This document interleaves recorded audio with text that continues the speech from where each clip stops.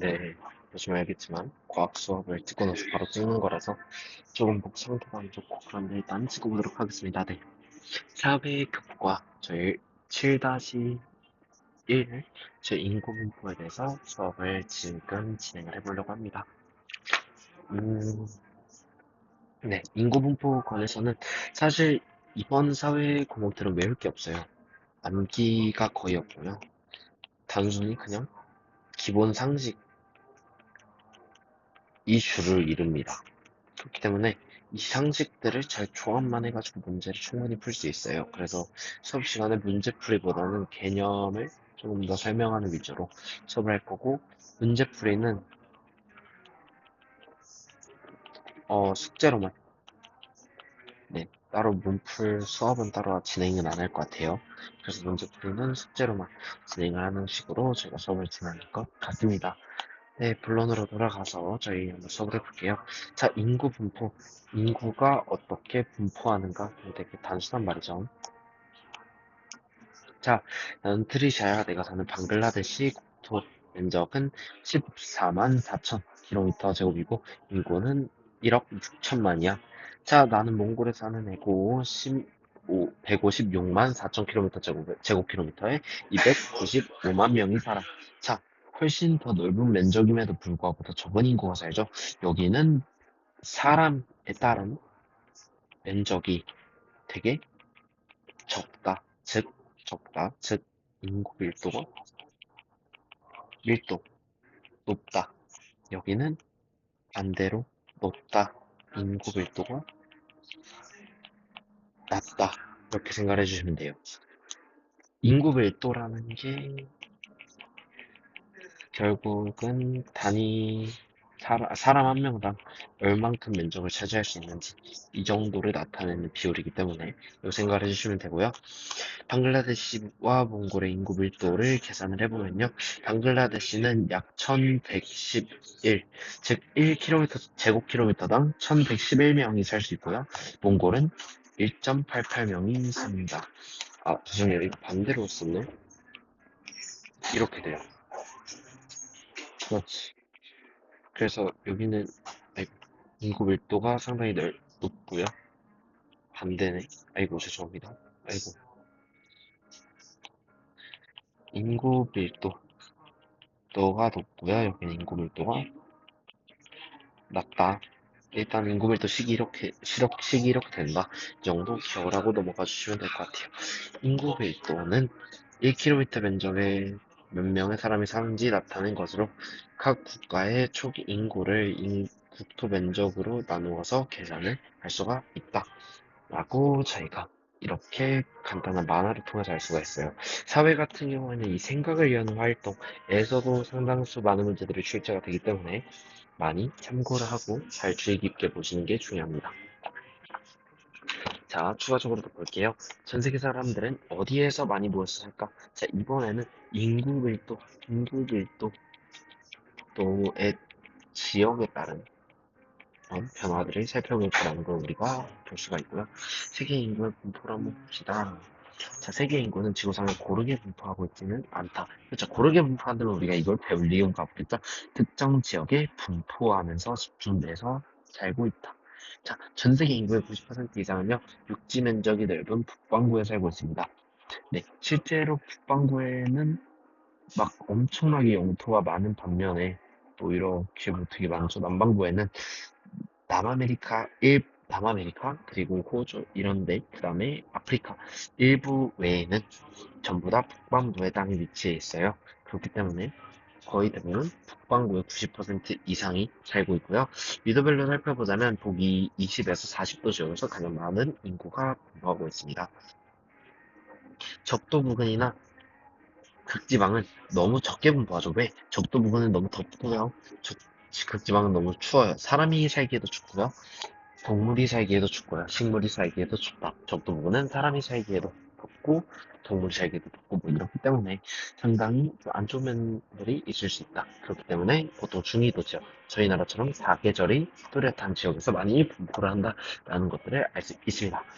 대륙별로 살펴보자면 중국, 인도, 방글라데시 등지가 있는 아시아와 유럽에 인구가 많이 밀집이 되어 있습니다. 실제로 이 표를 좀 아시는 게 중요한데요. 이 표를 좀 알고 있어야 되는데, 여기서 제일 알고 있어야 되는 건 일단 아시아의 인구수가 제일 많다, 오세아니아의 제일 적다.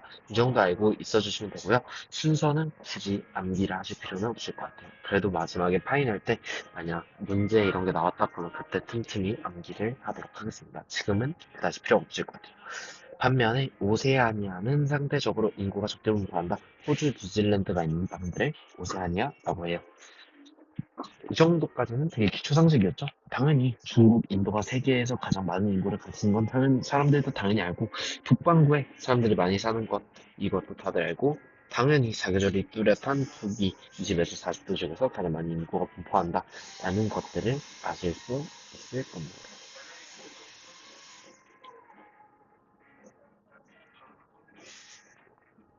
이 정도 일단 볼 수가 있었고요. 자, 인구 분포에 영향을 미치는 자연적 요인에 대해서 먼저 살펴볼 겁니다. 과거에는 기후, 지형, 식생 등 자연적 요인이 많은 영향을 끼쳤는데, 자, 1번 기후가 온화한 지역, 2번 평야가 넓은 지역, 3번 물을 얻기 쉬운 지역, 하천이나 강 등 자연 조건이 유리한 곳에 모여 살았다 까지 하고, 오른쪽에다 정리해 줄게요. 1번 기후가 온화, 아까 말했던 그런 거 있죠? 북위 20에서 40도가 대표적인 그 예시겠죠. 기후가 온화한 지역에 사람들이 몰아 살았다. 그럼 평야가 넓은 지역들은 농사가 발달이 됐겠죠. 라고 예측을 해볼 수가 있어요. 3번. 물을 얻기 쉬운 곳 어디가 있죠? 하천강. 사실 식수보다는 아마도 마찬가지로 농사. 초점을 맞췄을 겁니다. 자, 이를 보면은 딱 우리가 알 수 있죠? 와, 진짜? 우리가 지금 농사 때문에 이렇게 물 주변에 있는 데를 선호하고 이런 세상은 아니니까, 과거에 우리 인류는, 인류의 인구 밀도는 특히나 어디에 영향을 받았다? 그죠? 자연 환경에 영향을 많이 받았겠네. 농사도 하고 이런 것들 하니까. 라고 생각을 할 수가 있어요. 이렇게 노트에다 정리를 해주시면 됩니다. 이런 정리는 제가 말 안 해도 하셔야 돼요, 알아서. 자, 기후가 온화한 지역의 대표적인 예시는요, 온대기후, 따뜻한 냉대. 그래서 이거를 써주시는 게 아니라, 온대기후, 그 다음에 따뜻한 냉대기후입니다. 자, 얘네 말고 한대기후도 있고요, 열대기후도 이쪽에 있는데, 얘는 너무 춥고 너무 더워서 얘네는 따로 살지는 않습니다. 사람들이 많이. 네. 아무튼 이렇게 저희가 볼 수가 있겠고요. 동아시아에서 남아시아에 이르는 벼농사 지역이죠. 이 벼농사 지역, 동아시아에서 남아시아. 자, 표시를 한번 지도를 그려주시는 게 좋아요. 대충 여기 아시아가 있고, 유럽이 있고요. 북아메리카, 남아메리카, 오세아니아, 아프리카까지 이렇게 저희가 조금 이렇게 해서 그려볼게요.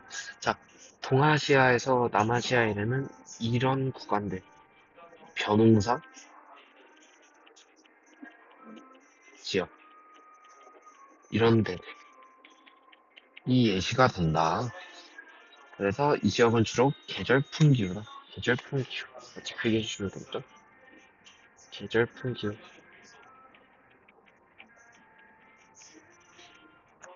이렇게 필기를 해주시면 될 것 같고.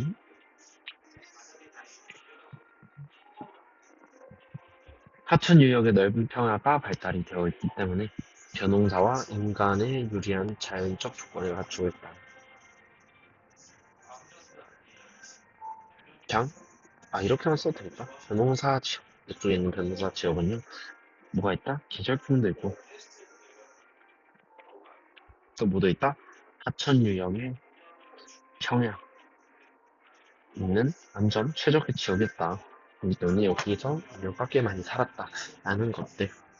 반면에 사하라 사막이나 오스트레일리아의 내륙 지역처럼 기후 건조가 넓게 나타나는 곳은 물이 부족하고 농업에 부족합해서 인구가 적다. 자, 여기는 반면에 사하라 사막 쪽이나 오세아니아 쪽은 물이 건조 기후죠. 건조 기후. 그 다음에 물 부족, 농사 안 되죠. 자, 이 지역들을 제가 인구 밀도가 작은 지역, 이 지역을 인구 밀도가 큰 지역이라고 분류를 해놓은 거겠죠.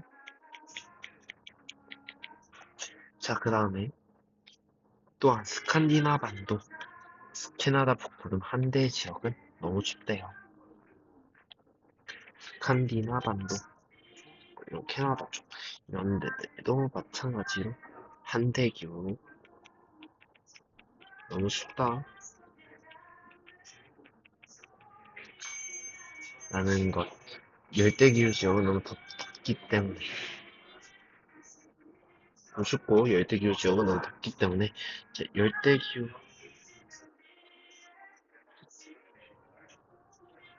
지역들은 너무 덥기 때문에 인구 밀도가 낮다. 알프스 산맥과 히말라야 산맥처럼 지역이 높고 가파른 지역에서도 사람이 거의 살지 않는다. 자, 여기 이렇게 표시하고요. 그냥 뭐 이쯤에 지형이 가파른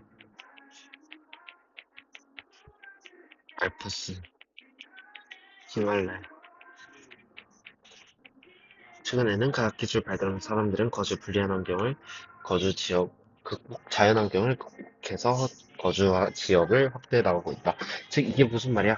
현재는 자연적 요인의 영향이 점점 낮아지고 있다는 걸 의미하죠. 자, 필기는 이렇게 하셔야 됩니다.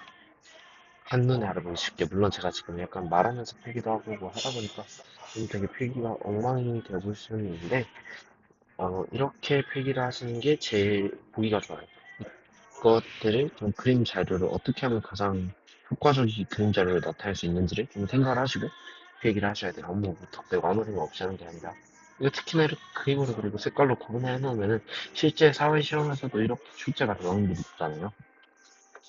그렇기 때문에 좀 더 큰 대비를 할 수 있다. 그래서 이런 식으로 필기를 하시는 걸 추천드려요.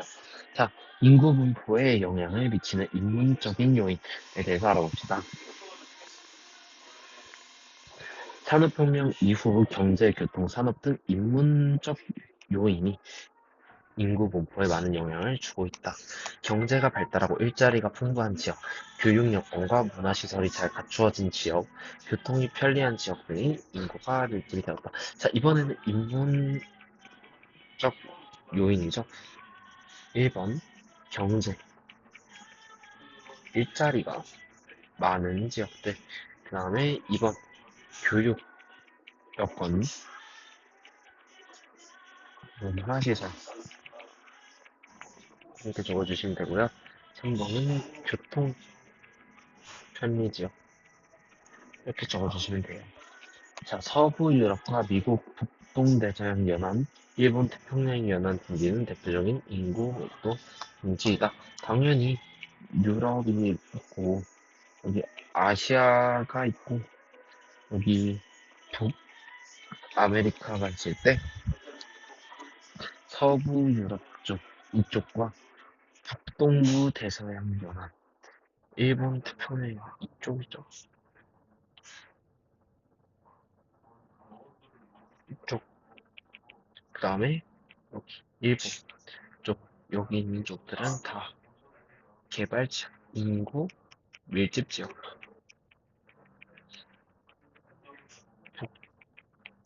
북동부 대서양, 일본 태평양 연안, 서부 유럽 이렇게 다 정리를 해주셔야 돼요. 이렇게. 반면 교통이 불리한 지역, 각종 산업시설과 일자리가 부족한 지역, 전쟁과 분쟁이 자주 발생하는 지역은 인구가 굉장히 낮다, 인구 밀도가.